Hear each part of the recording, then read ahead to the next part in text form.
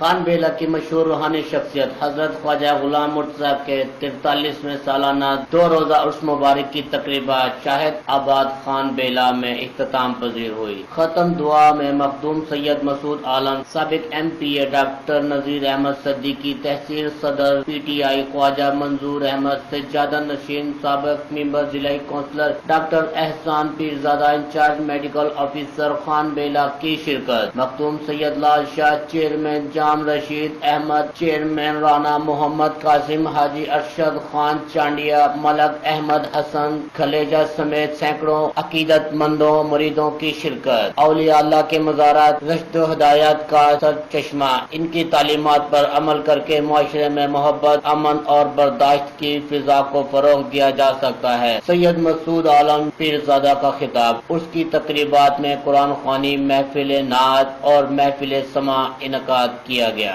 Cameraman team کے ہمراہ مخدوم امین شاہ، راز نیوز، خان بیلہ۔